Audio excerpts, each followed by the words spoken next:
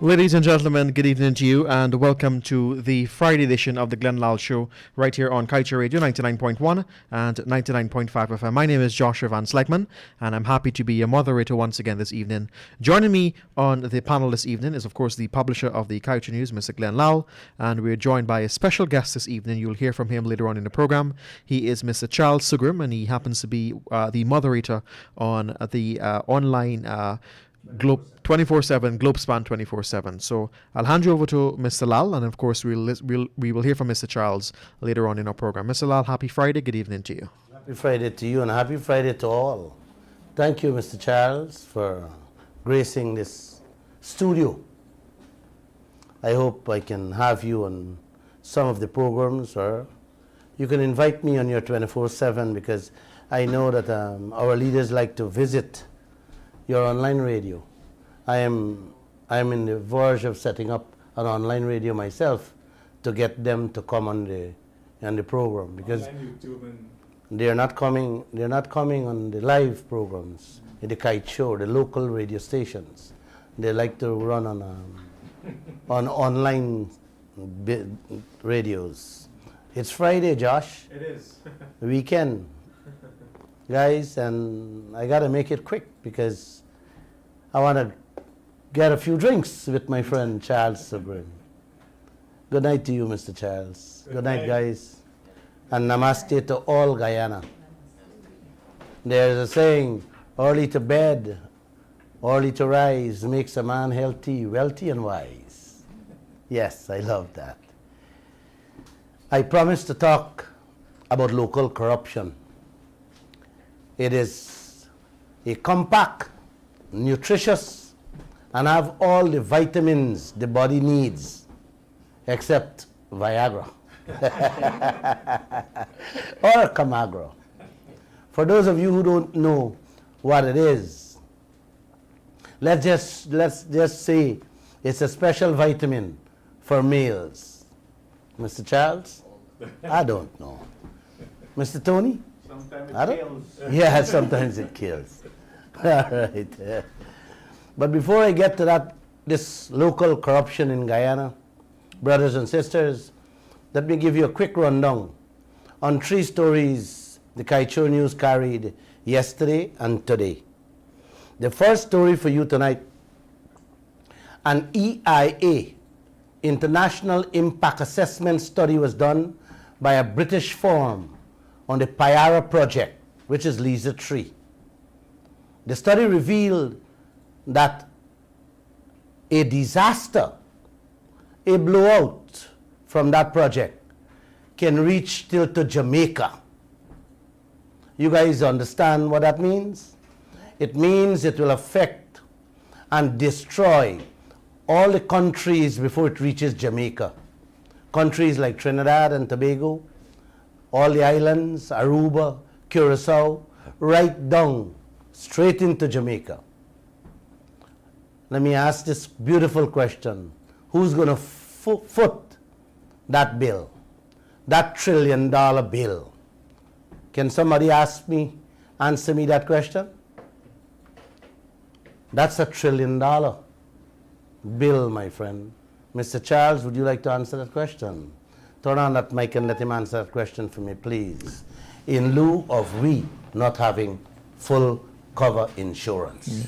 How do you answer that question? Thank you, Glenn, for being on the program tonight, and to all your viewers out there, a very good evening.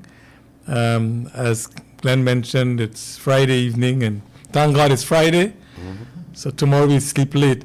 Yeah, on the serious note of a spill that can erupt, that I know some of us is saying if, others are saying it when it will happen, and with all the wells we have out there in the Atlantic, and we should understand this, the Atlantic is a very fast-flowing ocean. The underground water is very fast-moving.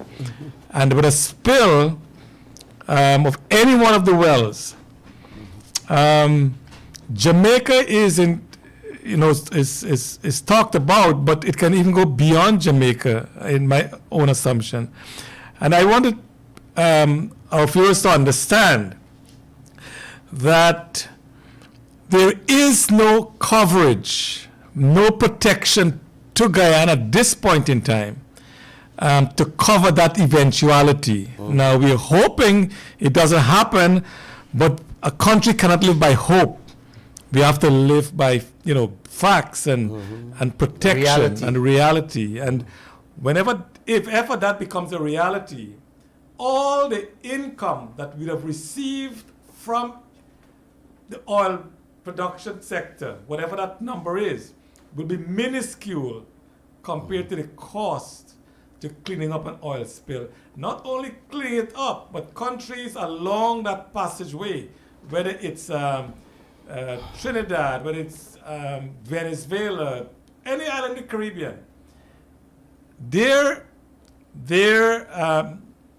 economy will come to a halt because, in most cases, those countries depend on tourism.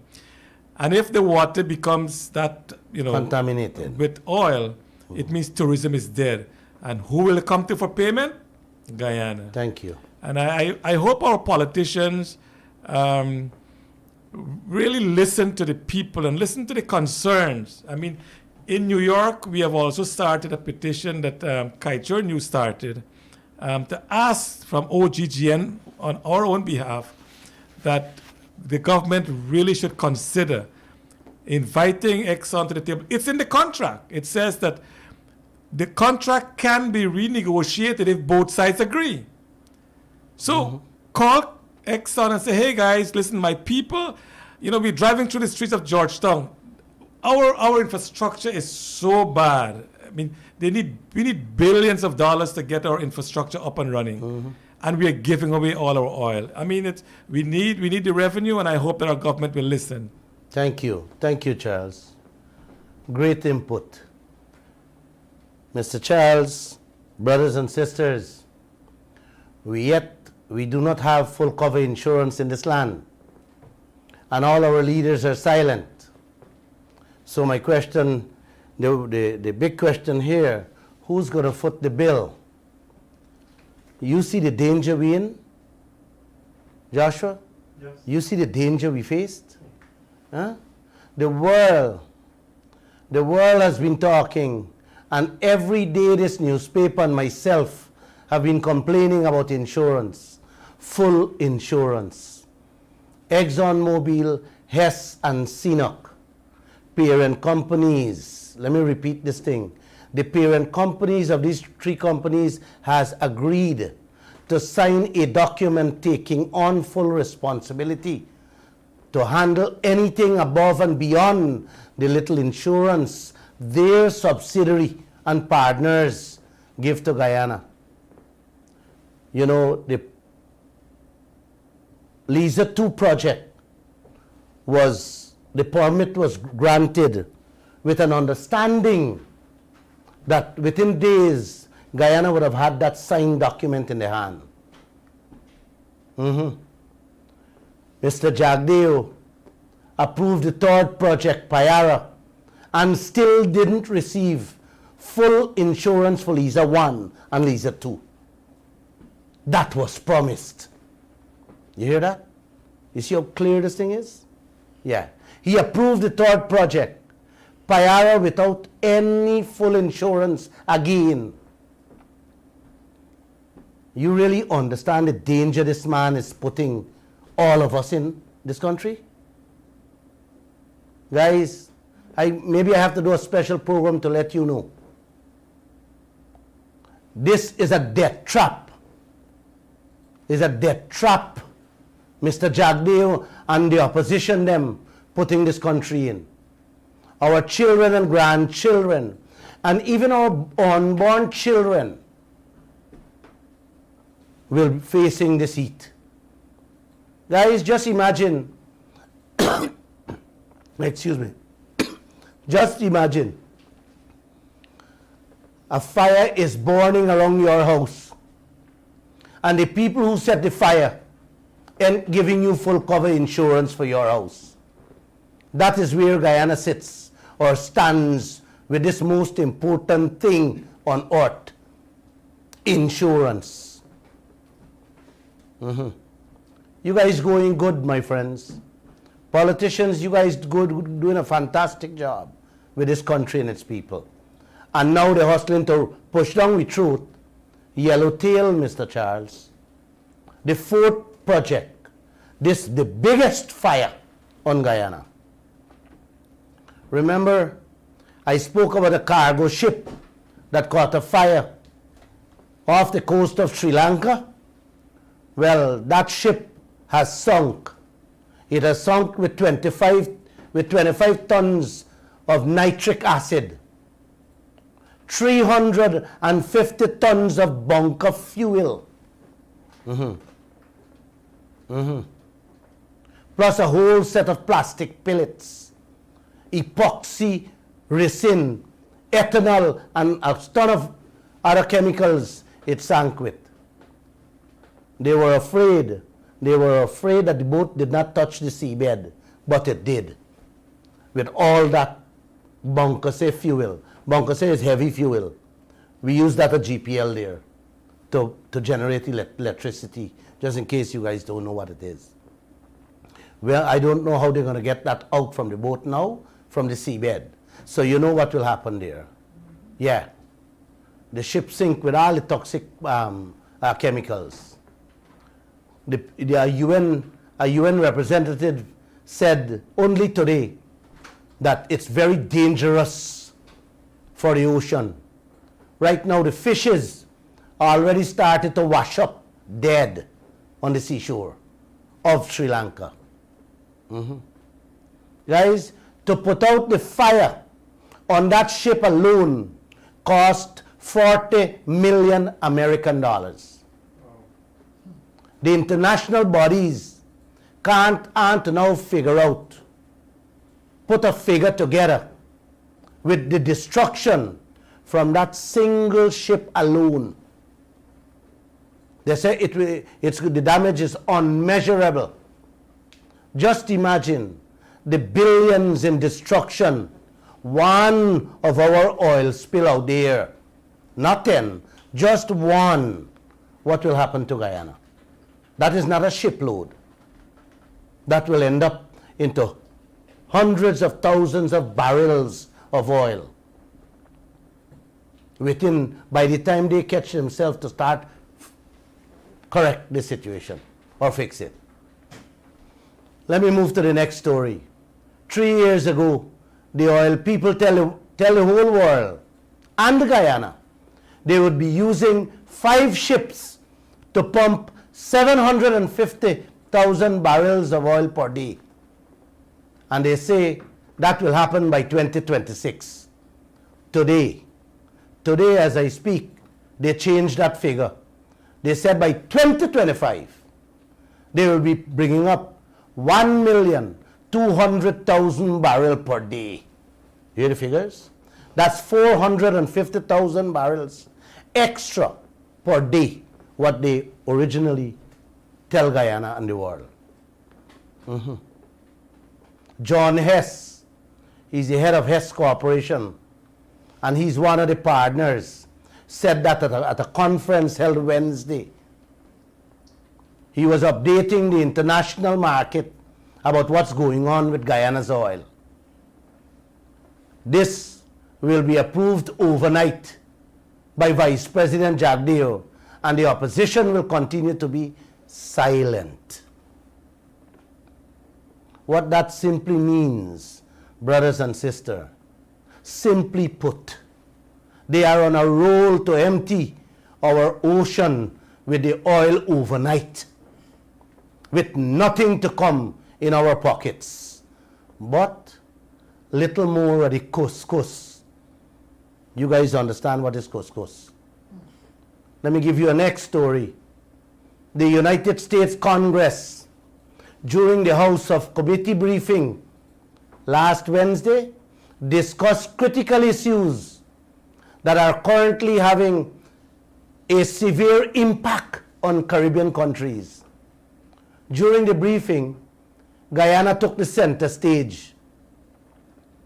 One of the congressmen, Albio Series, said in the first few minutes of his presentation that the U.S. government should work to ensure that every citizen of Guyana benefits from their oil money. I had to laugh. I really had to laugh when I see this thing. The man said they will engage the government, our opposition, the business community and civil society to achieve growth in Guyana. Oh boy, oh boy. Another congressman named Mark Green. Well, I don't know if he related to Hamilton Green. Said Guyana's oil sector is growing. Green said this is critical since it can transform the country from one of the poorest in the Caribbean to one of the wealthiest. Guys, that's his dream. Brothers and sisters, let me ask Mark Green, or let me tell him, Guyana oil sector is growing, yes, but it's growing for his country, and it will make your country richer. Guyana will be poorer with that ExxonMobil contract. Guyanese, if you carefully analyze those people's words, they are selling you, they are selling Guyana a pipe dream. They are selling us, the citizens of this country, into a graveyard. Because nothing they say there is true with this contract we have.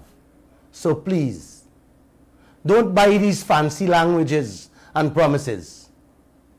They are not going to get your life any better. What they are doing, what they are saying, is making their country greener and leaving us redder or in the red. There's danger ahead for all of us with that contract, and a bright future for them and their countries. It's the PPP and the PNC. The PPP and the PNC false promises for over the last 30 years. That's what they're bringing back on us. That's what they're throwing at us and saying Guyana will become the richest in the region. You know, for the last 30 years, let me ask this question. Anybody life has changed? Anyone in your life has changed? No. No. Charles, we still borrowing. We still borrowing money to feed Guyana every year. And we are so rich. You know the 2021 budget, 1/3 of it we borrow, right? Yes. Yes, I'm sorry, you're an accountant too. It's like promising a fool a house who living on the street. That's what all these congressmen, ambassadors, high commissioners, and your politicians doing to Guyana and to all of us. Promising you a bright future and a beautiful life. Guys, I am not upset with life. I'll pray for all of them too. It's, you know, we are heading back into Massa days all over again. Colonization by these chaps. Yeah, man. Can you play that song for me, man? Which one? One Man Alone? Sure. Yeah? Please listen to this 1-minute song for me.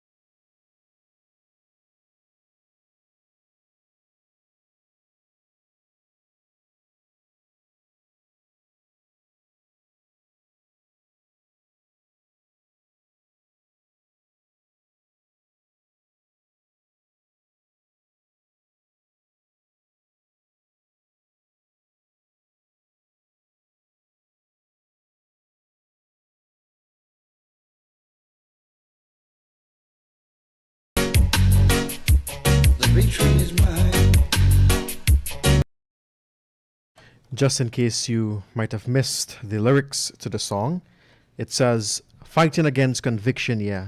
One man all against all nation. I didn't possess no diamonds nor no pearls. So I became one man against the world. Lord, one man against the world. Fighting against men and people, yeah. Fighting against all evil. Lord knows, don't care where they're from or who they really are. They might win the battle, but they just won't win the war. Because I'm just one man against the world. One man against the world. The victory is mine. A song by Gregory Isaacs. Thank you, Josh. You're welcome. Please don't leave me alone. If you want a better life, don't do that. Join me. Join me every Monday, Wednesday, and Friday.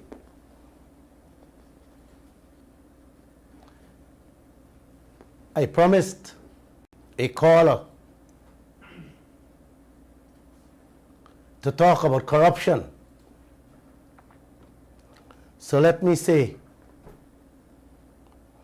tell you guys, before the oil find, corruption in this land was the biggest ant's nest. Kaieteur News used to report on corruption every single day. I could talk till I dead on corruption in this land. This ant's nest, I used to joke every single day for the last 27 years. I just realize that the more I joke it, is the more ants running into the nest by the thousands. It is like COVID that spreads like wildfire. Corruption is something happening all over the world. But the corruption I've seen, the corruption I'm seeing in Guyana, it's unthinkable. It has become a disease that cannot be cured. Yes. Only God needs to step in. That's true. It cannot be eradicated. I think they're teaching that in schools from preppy. It's a disease worse than COVID Yes. and cholera pandemic combined. Yes. It's like we're double dead. You know, like when an animal is sick Yes. of a disease, the butcher kills it and sells that meat to all of us. Well, brothers and sisters, what's going on in this country, it is even more horrific than that. True. It is not that Guyana doesn't have money to give people a better life. We have. Plenty. Not that we don't have money to pay a better salary or to fix this country. No, we have. Plenty. It is just that the money, 3/4 of the budget money every year, is being siphoned off via contracts in every single sector of our community, starting from the top to the bottom. True. Government ministries way down to the NDC's offices. Yep. This is not wholesale corruption, Guyana. It is gigantic and massive thievery going on. Over the years, I have seen it, I have eaten it, dreamed it. I have reported on it so much that every day in both of the governments we had, nothing has changed. It has become a way of life in this country, Yes. one after the other. Yep. The tender board system is way corrupt. Our government leaders design it that way. Yeah, wow. That tender board is a sham Yep. because anybody could submit a bid for a contract or a tender. The government already know who they're giving the contract to, way in advance. They just publish it in the papers to let it seem to be a fair process. because that is what is required by the law. If I had my way, I would jail some of them. Yeah. Some of our leaders just tell the contractors what price to put on the bids so that they can get their kickbacks. It's all kind of tricks going on in this tendering system. Let me give you an example of how that is operate. Let's say they have a school to build in Kitty, and the price to build a school is $50 million. They tell a few contractors to bid above $200 million. And then they get the man who they want to give the contractor for putting a bid for $190. So he can come out the cheapest. Yeah. When the school can be built for $50 million. You did a count, so you understand what I'm saying here clearly. Mm-hmm. Then they have the nerve to tell us, the Guyanese people, that contractor bid was the lowest. Almost every single contract for the last 20 years is sometimes 5 to 10 times the cost of every single project. Do you guys remember the NIS flat building in Corriverton? Yeah, man. Mm-hmm. They spent 69 million Guyana dollars to renovate it. To renovate it, you know. Mm-hmm. That story never comes out my mind. I don't think it will ever. I'll go back to my grave with it. There are so many stories will never come out. I met Raja Luncheon at the High Court, and I asked him, what is going on, bro? You guys don't have some shame? $69 million to renovate a flat building? I said to him, can I see the contract? And he said, no problem. And he sent it to me the next day. In the contract, we found out $7 million was for the roof alone. Oh my goodness. The zinc sheet and the wood alone. Mm-hmm. The entire building could have built from scratch, brand new for less than $4 million at the time. Them said they spent $69 million. And to defend that, the government said that they had to install seating capacity and air condition to modernize the place. Yes. Mm-hmm. The 4 million, the same 4 million could have done more than that. Hear this, Charles. Me and Adam Harris, my editor-in-chief, went up to inspect the 69 million modernization building. And they locked us out the gate. Yeah. Yeah. They didn't allow me to go in. They didn't allow Adam to go in.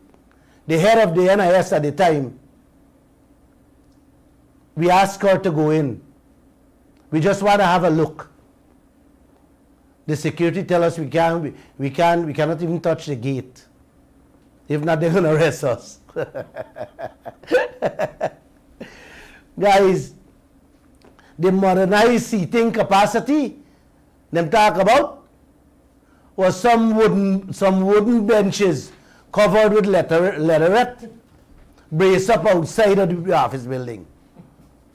It was so amusing and laughable. That they didn't want us to see. Oh my.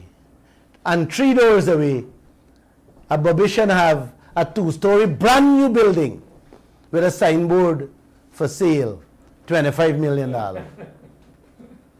Bigger than the NIS building by far. And it's a 2-story building. And imagine them spend $69 million only to renovate a flat building.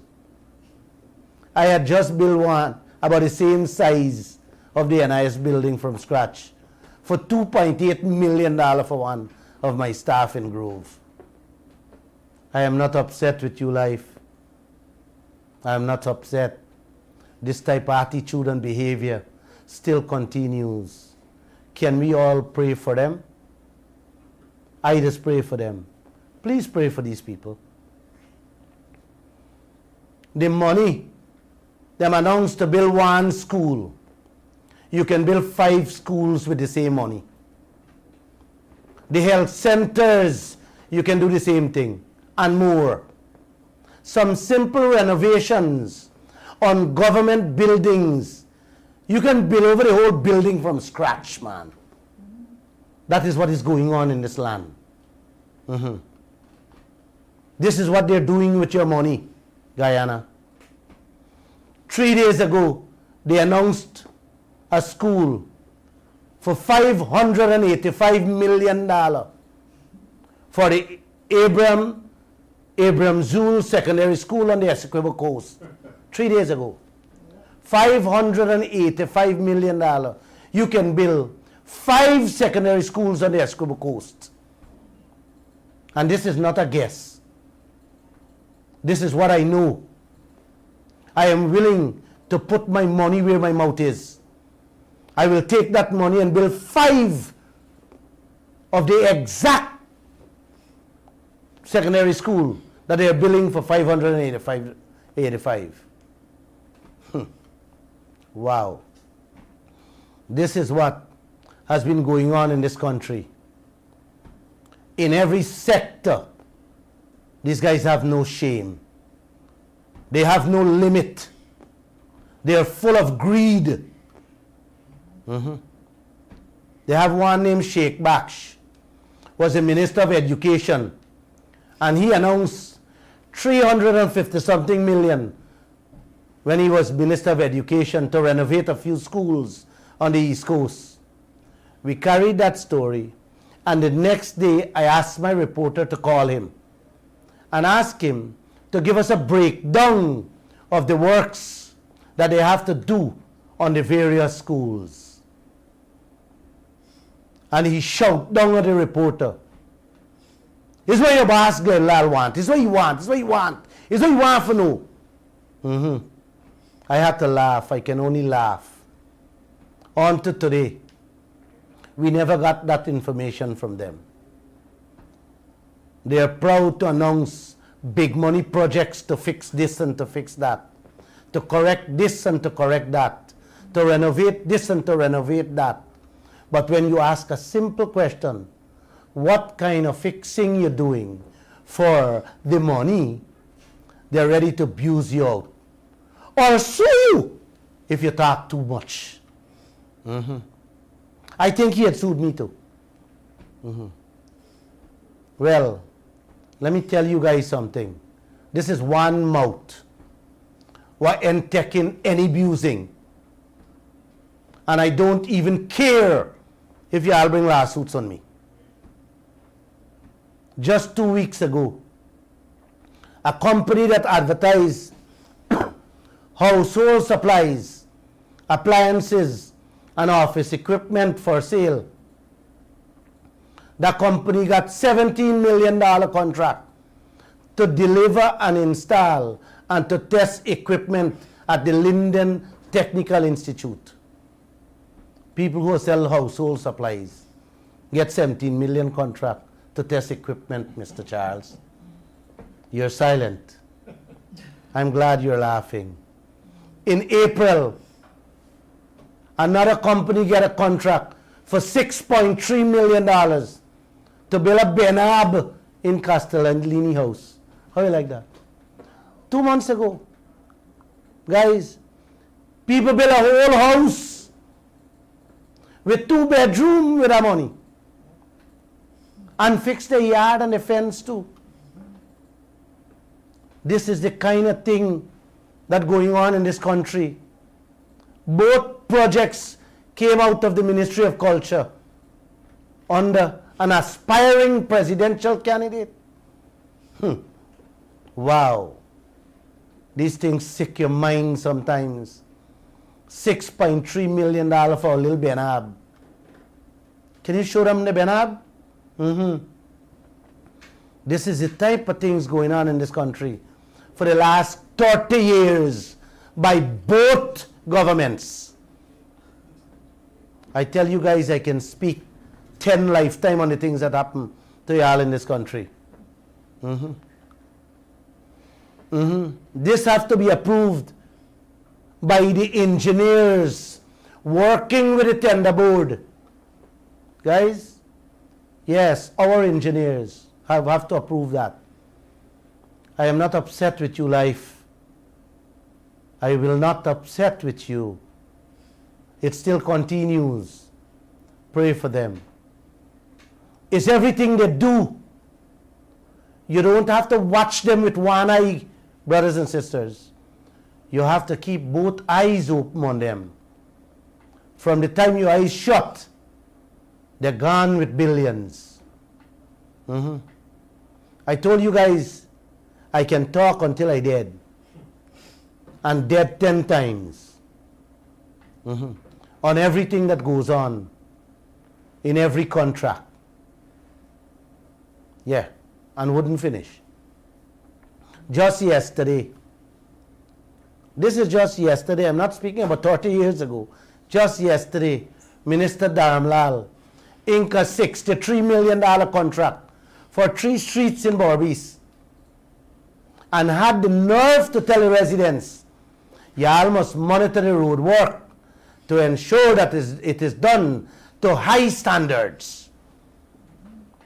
What the residents should have been asking him is what standards he used to arrive at the 63 million for the 3 streets. Which the engineer approved. I remember my street. The contractor was paid to do it and skip 1/3 of the street. When I asked to see the engineer, the street finished and I never see him. I complained this issue to David Patterson. I told him a huge part of my road was skipped. I have it in my memory from where to where on to now. I can never forget it. I can point from inch 1 to the inch 2. It's stick in my memory. When I told Patterson, he laughed and said, Glenn, man, you ain't get your road fixed. Yes. Those are the types of leaders we have in this country, Mr. Charles Sogrim. Leaders. Yes. The contractor get the full pay for the entire street, but failed to deliver what he was supposed to do.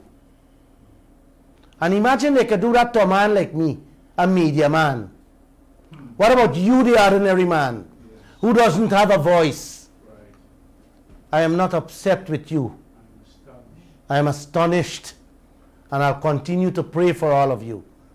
Guys, you got to pray for them. Yes.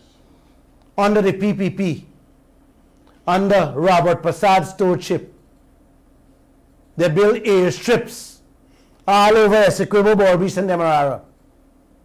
And in the interior, they spend hundreds of millions of dollars on them. Yes. They get a bulldozer, grade a piece of land, or a rice field. They throw a little sand, little loam, little gravel, and each one costs over $100 million. Yeah, man. Just in 2019, the coalition spent $69 million to build one called Bimishi Airstrip in Maruka, Region 1. Then build all over the country, not one working. The one in Wakenham, where I come from, sheep and cow living on it. They initiate these projects and tell you they're building airstrips all over to make you feel nice. Them care for you. Them say, in case of emergency, in case you get sick, a plane could fly in and land, pick you up and fly you to the hospital quickly. Yes. Yeah, man. And that one I work on to today. It's a cow strip now. Yes, a cow strip and horse ship trip, yeah.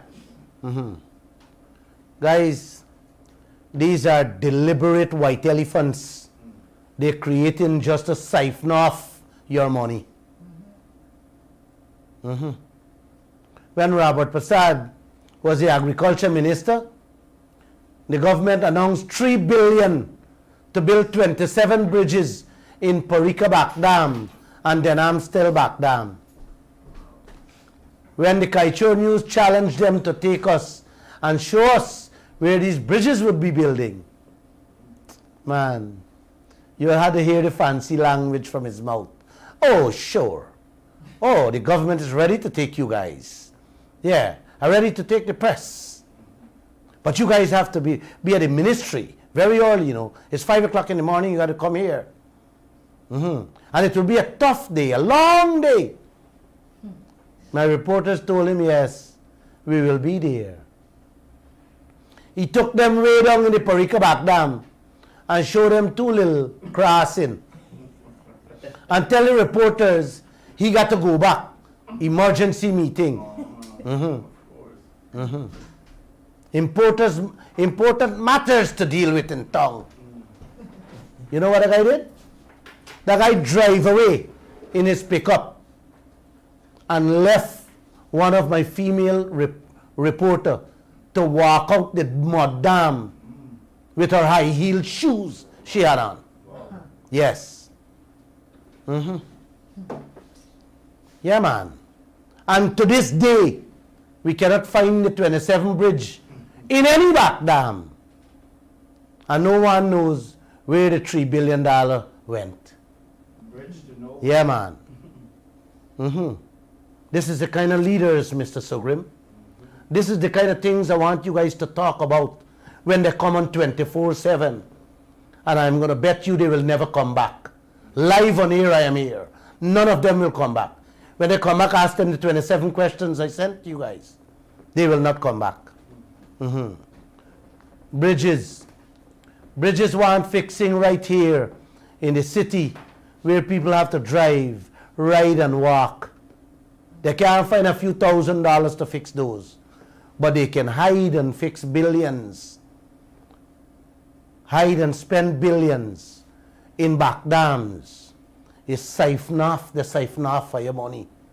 Yes, behind the trees or in the bushes. I am not upset with you guys. I'm astonished. No, I'm not upset. I will pray for you guys tonight. And I beg Guyana to pray for all of you. Man, you guys sure you want me to talk about corruption here? Yes. Huh? Yes, bring it on. Bring it on. It sickens your soul to talk about things going on in this country. So true. And nothing has stopped. It continues the same way 20 years now.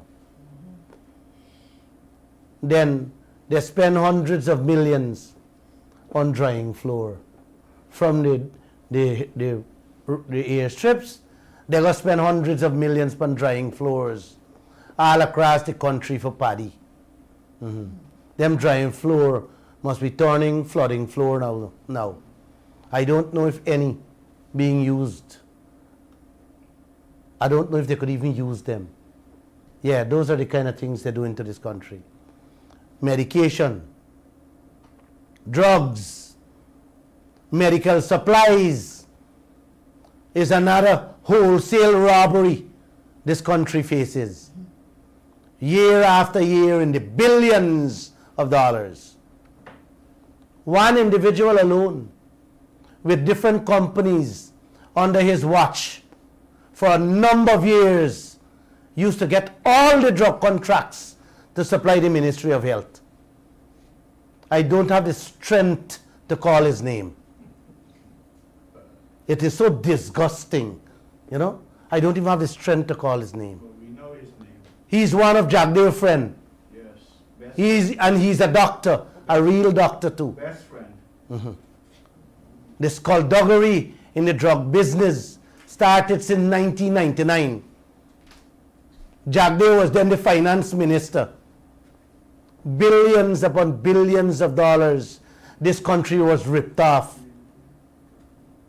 Guys, when you check the prices, the Ministry of Health used to pay the doctor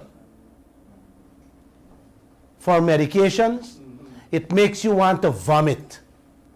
In some cases, it's more than 10 times the actual retail price on some of the drugs. Yeah. You know, one man said karma is a big B. Mm-hmm. Say the word. No, man, no. I don't have the strength to say that. Guys, they're killing the nation with inflated prices faster than we could breathe. I always remember an itch cream called Kaieteur.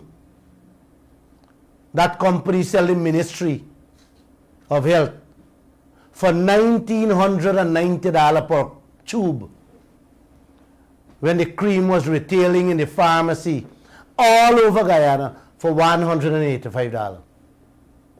I want you to listen to me carefully, this story. Yes. Carefully. Man, these things I could, oh gosh, no. Make you sick. When I exposed that story, the Minister of Health at the time, a man named Barry Ramsaran, jumped on the television to defend it. He said, "It's only a couple of tubes on the list of the items the government purchased."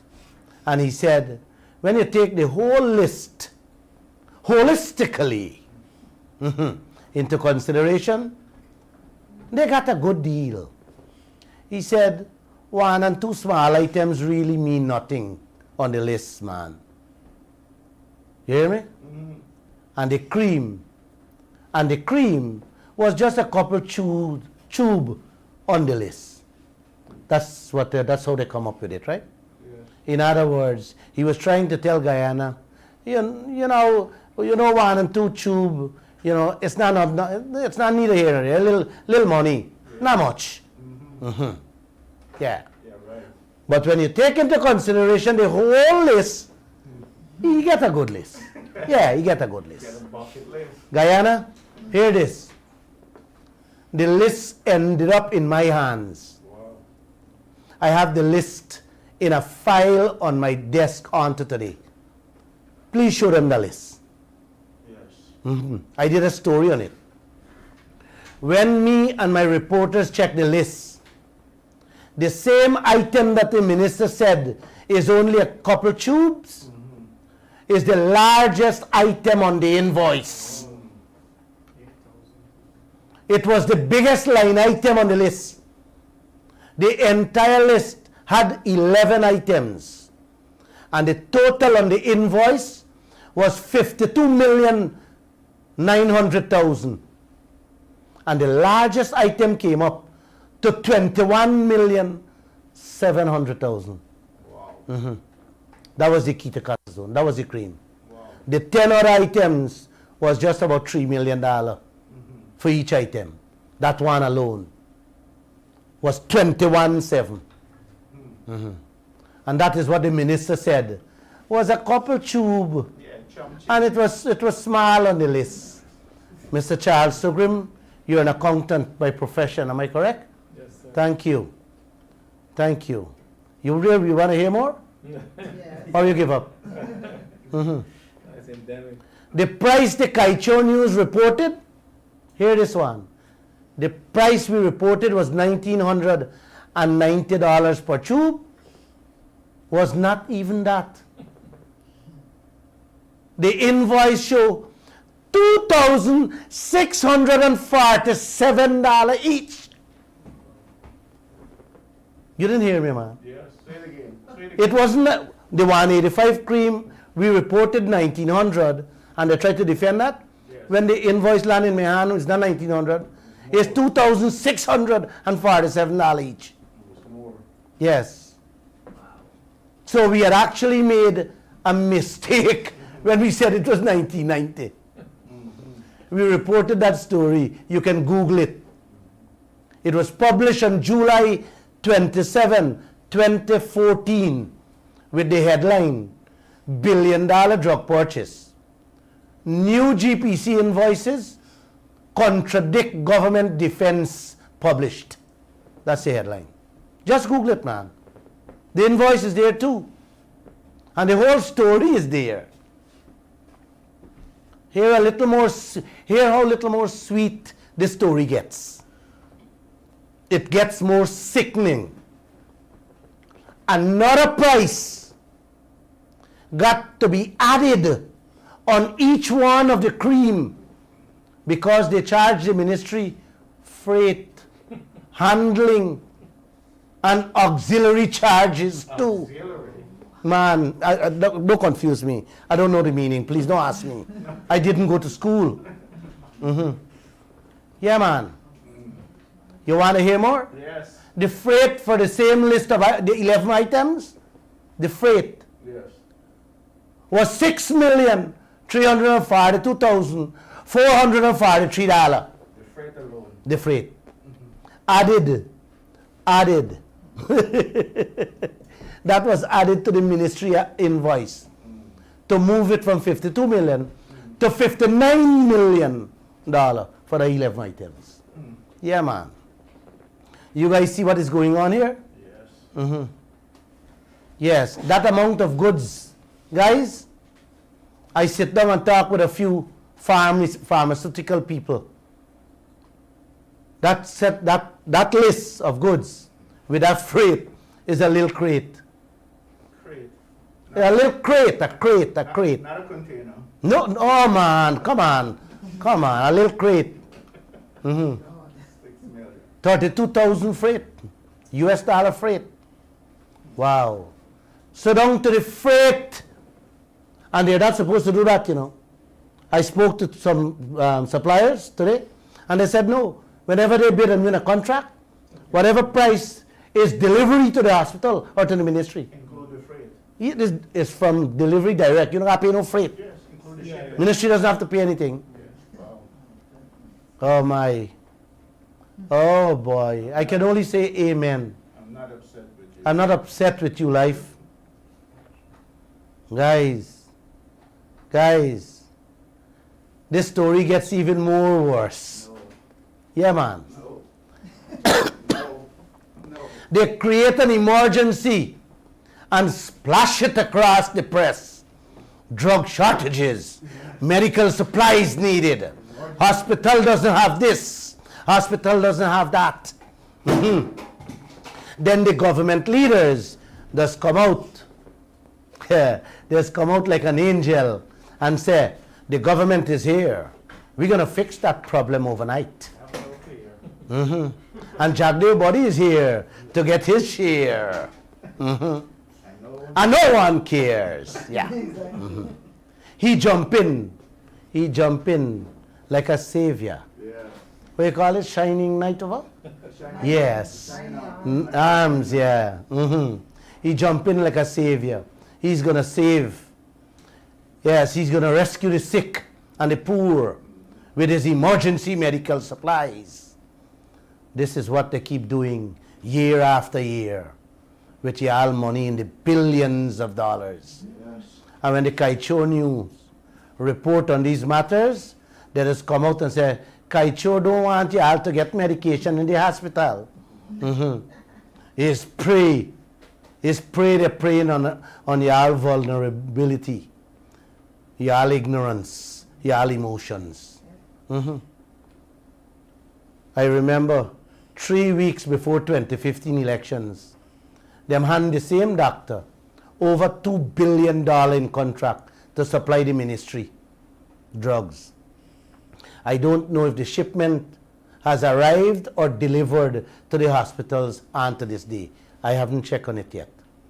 You guys want to hear more, man? Yes. Huh? Yes. Or let me finish. No. More. 2 months ago in April gone, 2 of the same doctor company receive another $2 billion, $64 million in drug contracts. That is over 10 million American dollar. Them say it's another emergency, and it's going to be another huge emergency to the freight added to it. I'll be looking out for the freight. Mr. Charles, you're not doing your maths well. Please. I have many of their invoices in one of them, and every one of them, you got to see the freight charges, man. Oh my.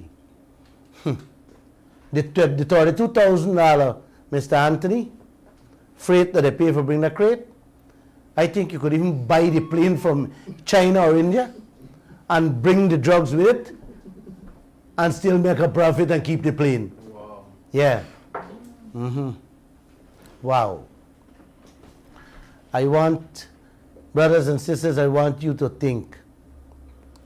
Medication, schools, equipment, machineries, buildings, renovations, some basic infrastructural works, some basic supplies, etc., can be calculated and checked with our naked eyes.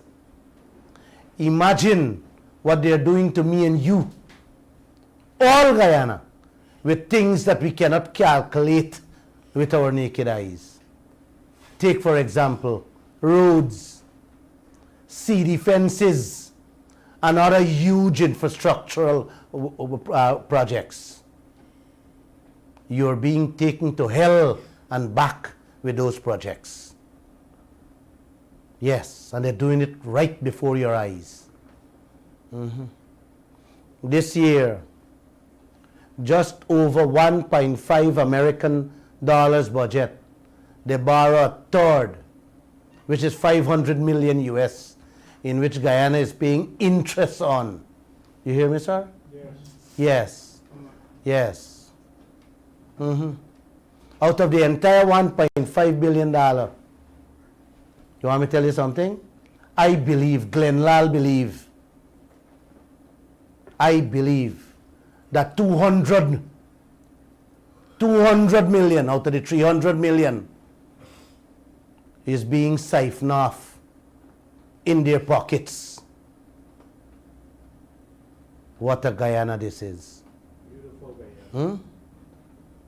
These people bad for days, man. Mr. Charles, you can find leaders to do things like this anywhere in the world? I don't know. Them a borrow money for thief now, bro. Oh, gosh. Yeah. And you got to pay for it. Mr. Charles, the accountant, these guys are borrow money to thief. The guy Sukubon, the coalition borrowed 37 million US, paying interest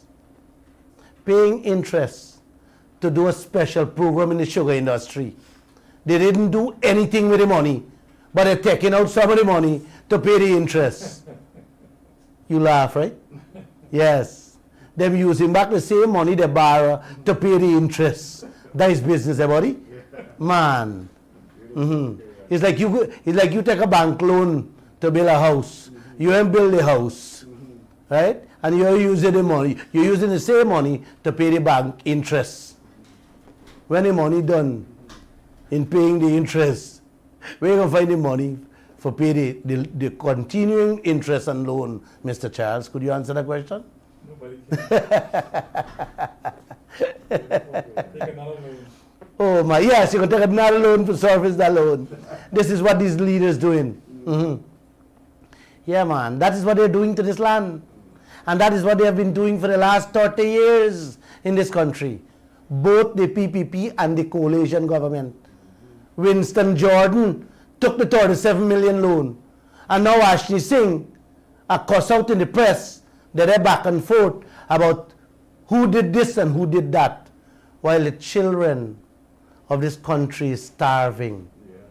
And none of your salary can't even increase. Not even the poor people. Pension can increase. Could you play, you got a little song there, play the song for me, please? Man.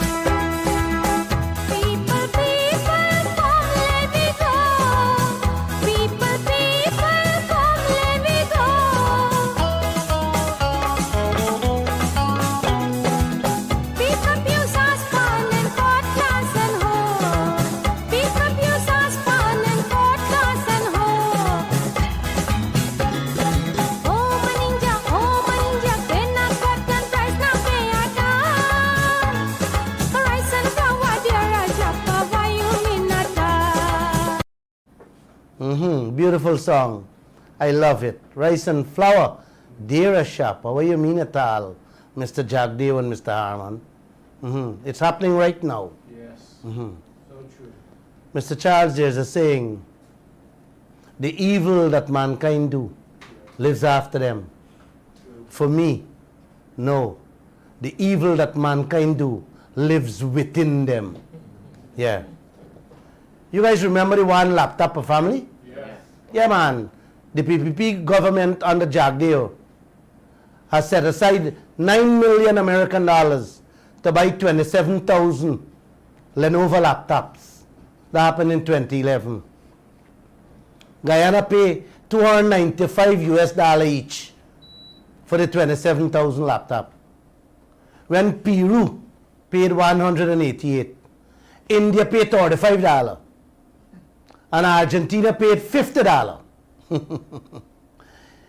Tony, Mr. Charles, Guyanese, the original price we government announced was $350. And when the Kaieteur News carried the story and questioned the price, the Jagdev government reduced them to $295. I got a discount.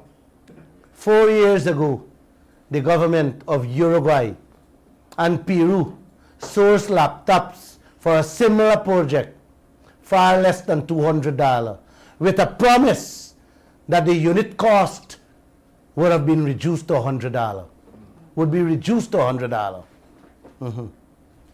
You know, when Kaieteur News exposed the leaders on that project, you know what were the response, Tony? You know what were the defense? What? Something similar to what Barry Armstrong said, but it's only a couple of tube. Hear what they said. They said Lall can afford to buy computer for his children, and he doesn't want y'all to get a laptop. That was their excuse. That's the kind of defense they put up to make the messenger look or feel bad. The poor people can't see from their head to their toe how the country is being ripped off by the millions of US dollars. All they're concerned with is getting a laptop for their family. You understand? You know, like you're preying on people. Yeah, we can hit them here. Anybody say anything to people? Them just say, hey, they don't want y'all to have a laptop. They did that to me with the airline story, but I don't have time to speak about that tonight. But that is the country we live in. Once you get in something for free, you don't care how it come or where it come from. And you don't care whose pocket is being dented or robbed. That's what the leaders are doing to all Guyana. All these years, brothers and sisters, with all of us, with our tax dollars. You going to pray for them? Yes. Thank you. I am not upset with you, life. Here another robbery with violence on this nation. The PPP bring in a man named Fip Motilal Yes. and give him a road to build in the jungle. A road to nowhere. This man never built a piece of pavement or a piece of walkway anywhere in the world. I checked the entire database in the US where he lived.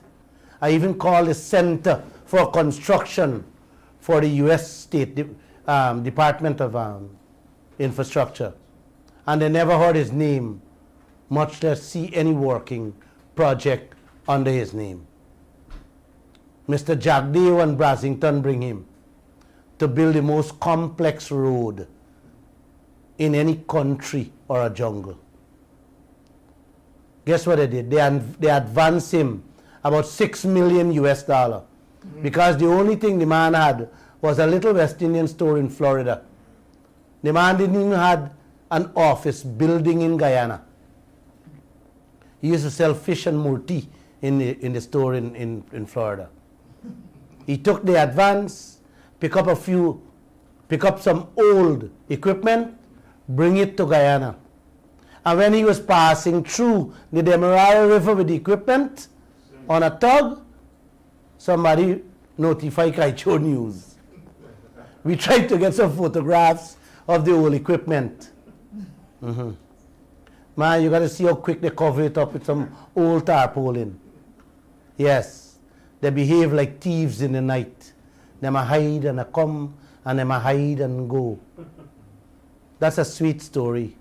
If I had to tell that story alone would take me a whole week with Jack Dale and Winston Brassington and Phip Motilal. You know how much that road to nowhere cost Guyana, Mr. Charles Sugrib? 42 million American dollars. Crapo and snake and other animals living on it now. And they can't find 42,000 Guyana dollars to patch them little potholes in front of our houses in the city. But they must spend 42 million for a build a road. American dollar build a road. Road to nowhere. $42 million. Guys, if you don't know what 42 million American dollars represents, let me give you an idea. The East Coast Road, the highway, they're building to Georgetown, is just about the same money. You hear that? Yes. Say it again. The road, the highway they're building Yes. to Georgetown, the Chinese company, is about 46 million. They could have spent another 46 and built a road from Timeri to Georgetown, 4-lane. But they got to put them in the back dam. You think they really put them in the back dam? Huh? We should go. I'm going to send somebody to take some pictures of the road and you would see what they did for your 42 million American dollars. The Skeldon Sugar Factory, the Enmore Packaging Plant, the airport, the Borbys Bridge, the sale of the Sonata Complex, the sale of lands on the East Bank, the West Bank, of all, Essequibo, Borbys and Demerara, all the many other assets, government assets, me and you assets, lands all over the place, they grab up for themselves, their friends and their families. Man, I don't have time to talk about these things. It's too much. The poor, the sick, the homeless, the hungry, your salaries, your pensions, your rights, your future, all are being sucked away with tricks and schemes by these bloodsuckers for leaders. I always remember a video sent to me many years ago. A cow was trying to push her head from the bottom of a barbed wire fence to get over into the greener field and got her horns tangled in the barbed wire. Her 2 feet was bent forward while the 2 back foot was up in the air. 3 bulls can be seen running to her rescue. Instead of rescuing the cow, the bulls took advantage of the poor animal in a helpless situation. That is what the leaders are doing to us, all of us in this country. It's called rape, barefaced rape with our resources. My God. Good night. May God Almighty be with all of us, all of you, as you lay your head on that pillow, if you have one. Thanks for listening. Thank you so much, Mr. Lall, for your presentation this evening. Of course, we will take your calls and, of course, read your messages this evening. You can call us on 226-7453 and 226-7454. I am so happy, Charles, that you come and you're able to sit on one of these programs. You should listen to them, some of them. Go ahead. Mr. Lall, good evening. Good evening to the panel. Good evening. How many companies the doctors discussed? How many companies? How many companies the doctor you discussed doing? How many companies he has? Several companies. He started out with one. And then after people began complaining that this one company, Kaieteur was getting all the contract, what I did, I create another company. You understand? So when that company gets it, the masses doesn't know it's Glen Lall owned the company. That's the kind of trickery they hold all all the contractors do in this land. They don't have one company. Like Kaieteur News is Kaieteur News. Kaieteur Radio is Kaieteur Radio. Right? I went and hide and say Starbrook Radio. No, it's me. Listen, man, when you're doing clear and straight business, you don't have to hide and duck. When you're operating above board, you don't got to run.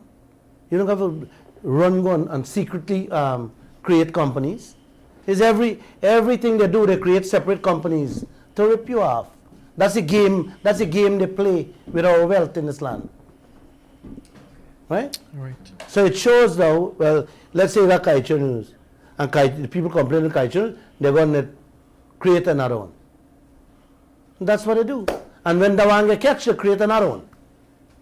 So the masses doesn't understand. Even the reporters doesn't understand what's going on. Plenty of them doesn't understand.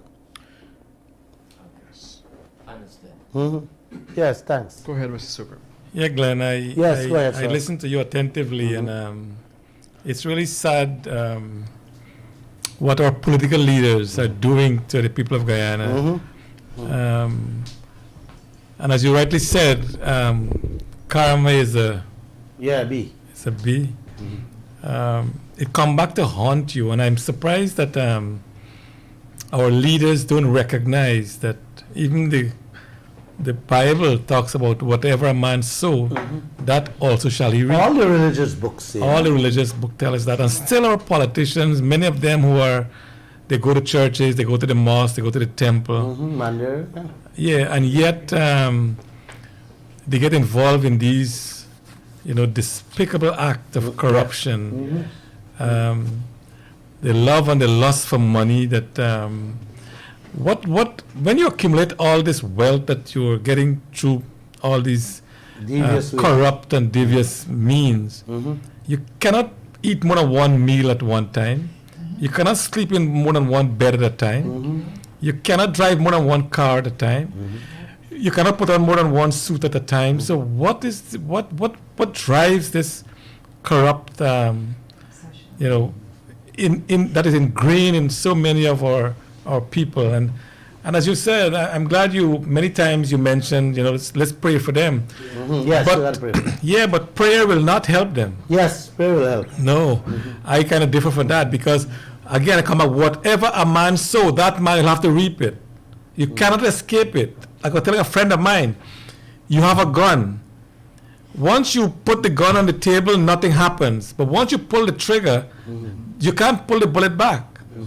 Once you commit an act of corruption, you'll have to pay the price for that corruption. Mr. Charles, I always remember, and I never forget this quote. A man put it very beautifully. He said, any human being that acquires or accumulates wealth and piles it up have lost the value of what true life is all about. And I totally agree with that. Also, there's a beautiful poem, Elegy written at a country churchyard.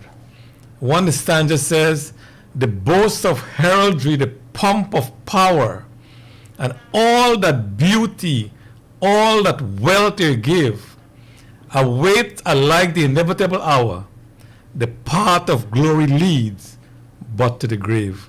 So all this, Well said. all these things that we are boasting about and we championing and everything else, all of us will go to the grave one day. What will you carry with you into the grave? Corruption? You'll come back to reap the fruit of corruption. And I wish, in the Hindu philosophy, they talk about reincarnation. And if you look at the world today, I can bet you, Glenn, that many people who are living in abstract poverty now, if we can look back at their past lives, they were some of the most corrupt people in the universe. Now, for many, according to Hindu philosophy, and I'm not a master of Hindu philosophy, they will come back to many birds to reap that harvest. Because once you plant a tree, you expect to get fruit from that tree. anything we do in life, the same thing. So I'm glad you always end any one of your session with pray. We are praying for you. We're praying for you. It's a good thing.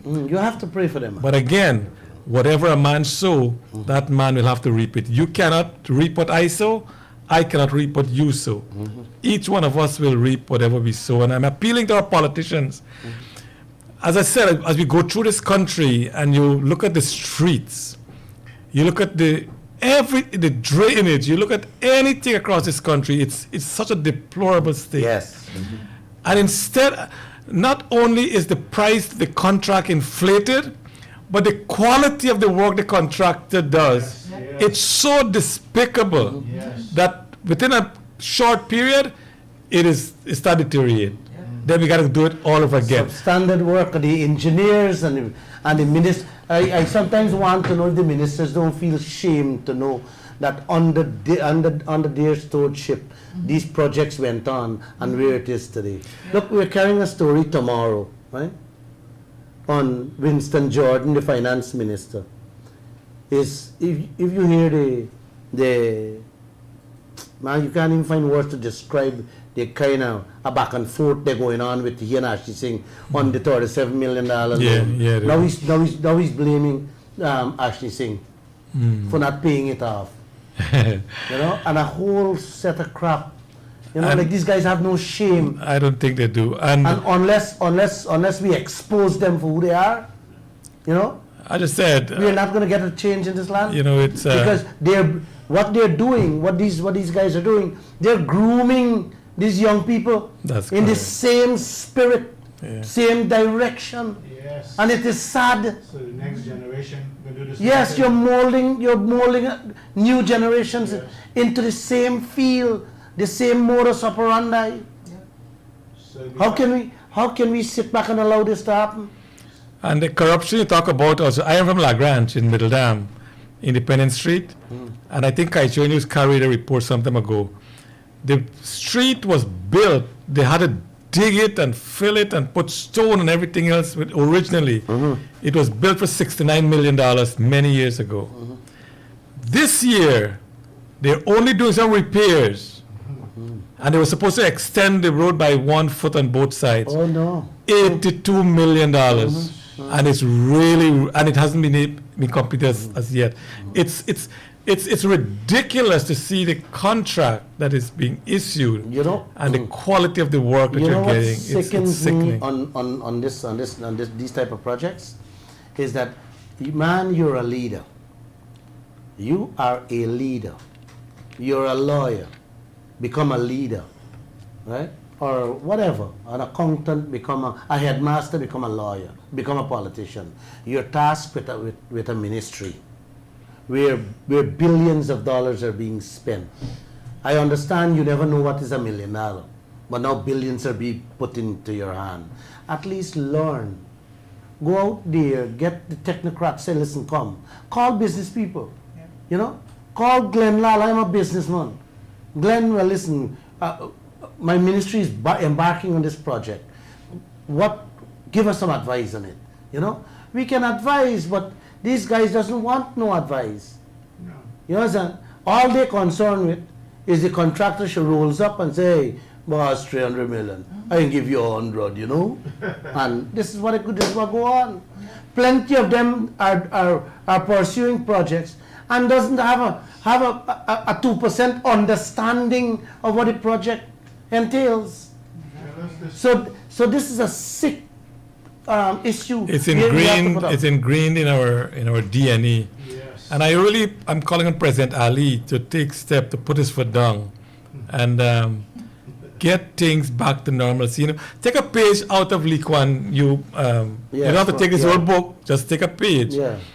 You know, he fired a minister in his government because the minister went on an overseas trip paid by a businessman. When he returned to Singapore, he was fired. Wonderful. Just That to tell you how serious it Just was. recently, I spoke about it. A minister stole some COVID money, and the president leave his office, drive to the ministries, bring him outside and beat him like Yeah, I man. saw that on YouTube. Yeah, in They Africa, need- somewhere in they need Africa. leaders. Look, Mohammed Mahathir. Yeah. They should take a book out of that man. Take a page We out got of some his great book. leaders around the world, and they've really developed their country. And if corruption continued in Guyana, and now with the oil money coming on stream, I think we're just going to. Well, I'm not going with the oil money. Don't Well, talk yeah, about I oil know. money at That's all. a different story. Don't talk about oil money at all. Everybody talk about oil money coming. Don't talk the thing. There's nothing for you to get there. Do you want to Right? talk about the school in Wakenham that they built? The school in Wakenham, 2006, they built a flat school in Wakenham for $55 million. Wow. It's the same school make I stop talk to Barjack there for 14 years. I see the thing in the paper, I say, man, this is how we're really going on here. And he said, man, Glenn, yes, he know them I get hit, them I get jammed. I'm like, what are you saying? This is the way you spend. And I told him, I said, just build a house for $5 million, bigger than store, 2-story. And they put the school in a rice field, a flat building. So you flood. L shape. I call the price when I call the contractor. I say, how much can you build this thing for? He said, boss, I'm glad to get it. If I get 10 million, I'll build it. Wow. And Jagdeep pay $50 million, $55 million. I am like, you guys for real in this land? And that was where we part ways. Because you realize, hey, I'm not on that branch. I said, no, you can't do that. And that's how we began to expose every single thing they do. And look how long it is. Look, the PPP went out of office. The coalition come in, and they continue it the same way, if possible worse. Yeah. Now them chapters come back. And it's the same thing again, all over again. Like nothing has changed. But Glenn, I keep repeating this, and I think this is very factual. God has blessed Guyana with resource in abundance. Exactly. We have got the great soil type, we have got forests, we have gold, timber, bauxite. I know. Now we got oil. But God has cursed us with politicians. I don't think it could. I think we have got some of the Not worst buying that one. politicians because what you read this evening, it's so factual. It's reported. Nobody cannot refute it. That's right. It's facts. And it continues. Whether it's the coalition, whether it's our government. That's why I'm calling on President Ali. He can put his foot down. You're a man of you're a religious man, and Yes, he is. bring that into your government, and ensure that if there's any evidence of corruption, you need to fire that person and make it public. Yeah, but And President, put some of them in prison as well. President Ali know exactly of everything I speak there about. He knows that. He knows the exact system. And he gone there and things continue. I think this loyalty to party and give party people job, and then you got to overlook this corrupt practice is what caused our country to deteriorate. So you got to put a stand. If Yeah. you're a party guy, you give him a job or her a job, you got to do the damn work. Yeah, exactly. If you cannot do the work, then or I'm pay them to sorry. stay home, man, and put competent people to do the work. Whoever the person is, let them do the work. All you want is result. Yes. You want to develop this country, Guyanese are some of the most brilliant people around the world. Guyana have developed countries. Guyanese have done so well. Why can't we build our own country and develop it? We can. But it's a... Josh, we have any telephone calls? Yes, we do. Take them. Caller, good evening to you. Welcome to the Glenn Lall Show. Yeah, good night. Good night, Good to you, night. sir. Yeah. Speak up. Let's go. Let's get going, man. You were people and say one thing, right? Raise. You were people and say, Go ahead. last week in goat mouth or them belly. Right, that is one, right? And every day bucket of well, one day batter will come out. Oh, no. I don't agree with that. I tell you and what, this- last week they goat mouth or them belly when they go start the election back campaign. No. Hold on. Them this belly. Them this bucket bottom, they go into well for over 30 years, bro.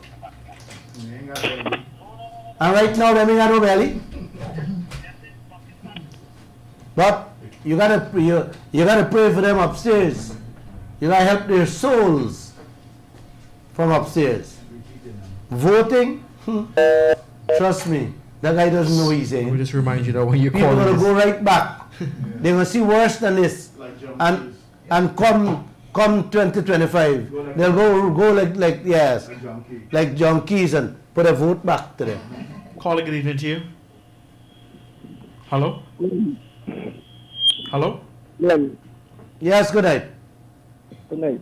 Can you speak up, please? I see they got a piece of sticker sticking it on and people care. Hello? Yeah, go ahead. Hello? Yeah, I see they got a piece of sticker sticking it on and people care. Equitable belongs to we. And if equitable belongs to we, who the resources belongs to in this country? Aye. It belongs to the vice president or it belongs to the people. Exactly. Equitable belongs to we, but the resources in the equitable don't belong to we. No, it belongs to the leaders. It belongs to the leaders. I got another question for you to come up here.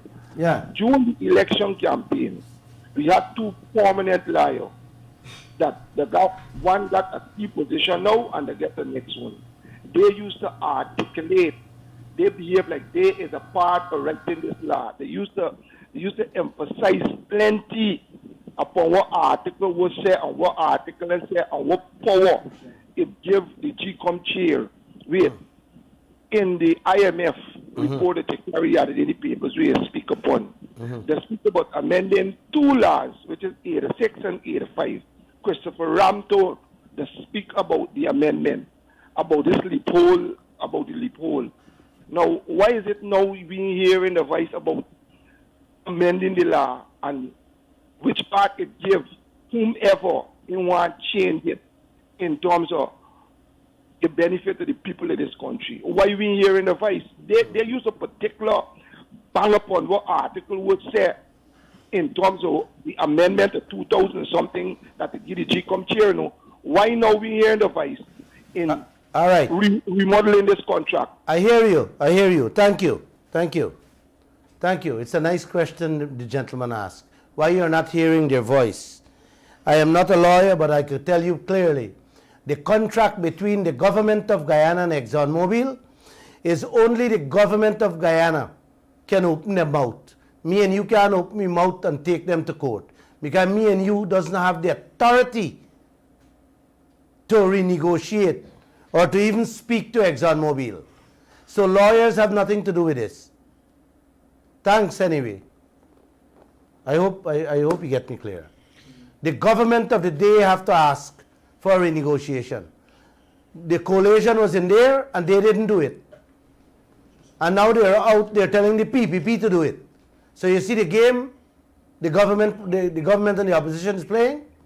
This has nothing to do with lawyers. 1 second. Caller, Go good ahead. evening to you. Good evening, buddy. Good evening. Okay, Glenn, Lall show. Yes, it is. I'm their grandpa. Mr. Glenn Loney. Good night, buddy. Good night. I have a word for Mr. Glenn Lall. Go ahead. We need leaders not in love with money, but with justice. Not in love with publicity, but in love with humanity, bro. All right. Thank you. Thank you. Thank you. Caller, Thank you. Caller, good evening to you. Welcome to the Glenn Lall Show. Hi, good night.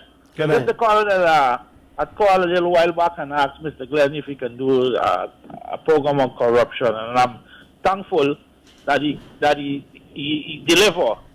You know, it's enlighten the Guyanese people about what really is going on in the country, because a lot of people are so busy caught up in their own world, Yes. they miss the big picture, you know, Yeah. of what is going on with our country. Mm-hmm. You know, there is, hello?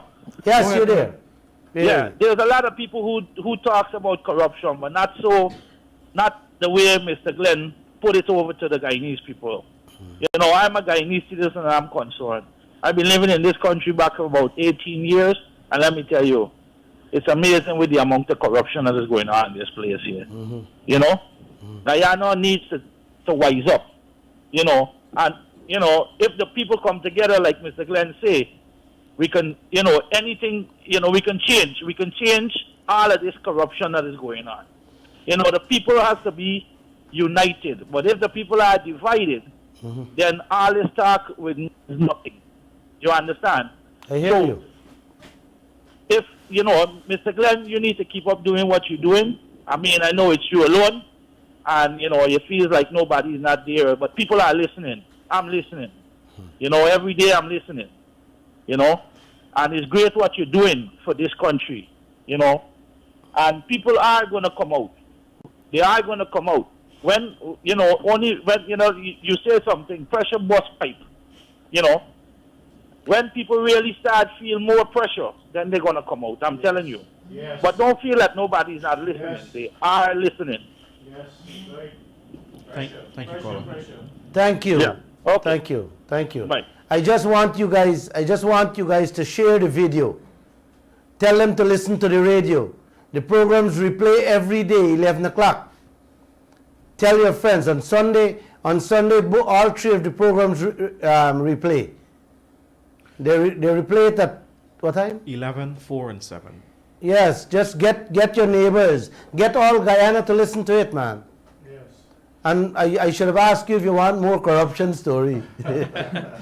Caller, good evening to you. Good evening to you, caller. Hi, good night. Good evening Hello, to you. good night, gentlemen. How are you guys doing? Good night. Hello. Yeah, go ahead, sir. Good night. I have to disagree, guys, on two things, man. The leaders know they would have nothing, no problems, because look at Nigeria. The leaders have been stealing in the wealth in Nigeria for over 40 years, nearly 50 years, and they have been getting away with it. When you have a docile semi-literate population, you can do anything as you please, because the few intelligent people that the country has does nothing. They are satisfied with their life, and the intelligent people they have, the professionals, they get by with enough money, and they don't care a damn about the rest of the population. Yep. I mean, look at Nigeria, look at Equatorial Guinea. Equatorial Guinea, the one family has been running it for 40-something years. He's the longest running dictator in Africa. And the people are starving, and this guy drives Rolls-Royce, Mercedes-Benz, BMW, everybody, and the people does nothing. So when you have stupid population, you cannot, the leaders would never change. You can pray, the whole world can pray from now till eternity, and they will never change. Human nature, they will never change unless the people come out on the street. And between me and you, prayer is like a rocking chair. It gives you something to do, but it gets you nowhere. You think those people in Rwanda, the people in Rwanda, when they were being slaughtered in the churches, were they praying? They were in the churches praying, "Oh God, save me," and the Hutu rebels came and chopped their heads off in the church. So don't talk about prayer and pray this, man. Come out with that nonsense, man. Prayer does nothing. Prayer keeps the people stupid. Black Americans, prayer keeps them stupid. You know when the police keep shooting unarmed black men in America every single month, right? And the black people does nothing because you know why? Pray. Go to church and pray. That's pray not for true. The next time you get justice, right? So prayer does nothing, man. Look, the prayer does nothing. They will never change in a million years if you pray. The people have to come out to the street and demand what is rightfully theirs. That's the only way we'll get justice. Like the Arab Spring, the Arab people came out in the street and demanded their rights. As democracy is freedom, they demand their rights. That's the only way you're gonna get it. Freedom is not free. Freedom comes with the blood of patriots. You Thank understand? you. Thank you. The man come off hard there. But the only thing I disagree with him is that he says, prayer. Prayers is the most important thing, my friend. Amen. Yeah, Mr. Prayers, I have yeah. two questions for you. Do you think our leaders care about the Guyanese people? If they care about the Guyanese people, Uh-huh. with all that I just said there, I think, man, it's enough for you to understand how much love they have for the Guyanese people. Read between the lines. No, the Guyanese people are the wealth of the Guyanese people. And the second question, Yeah. are you saying that God bless us with good leaders? That's the best question to end this program. I love it. I love that question. Josh, please answer the question. I can't. Let Charles answer. Charles, please answer the question. I can't. I can't. I think I mentioned to you that God has blessed Guyana with many great things. Except. We have so many resources that countries of the world envy us. Yes. But like other countries too, we are cursed with good politicians. I think we have not had good politicians at all in Guyana over the years. Will it change? And I'm praying and hoping. Now the guy was saying don't pray, but I'm praying and hoping that President Ali will turn it around, and we will start. You see, the only way you can stop it, you have to acknowledge you have a problem. Yes. If you're an alcoholic and you don't accept you are an alcoholic, then you cannot solve the problem. Correct. If you're a wife beater, you don't recognize you beat your wife, you will not solve the problem. We first have to acknowledge there is a problem, Yes. right? And once we can acknowledge that, then we can start a process to correct it. But every government denies corruption.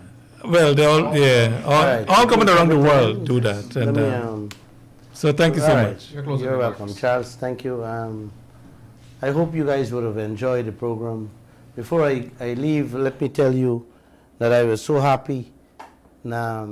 George Floyd, the policeman that rests his knee on his neck and killed him, was sentenced to 22.5 years imprisonment today.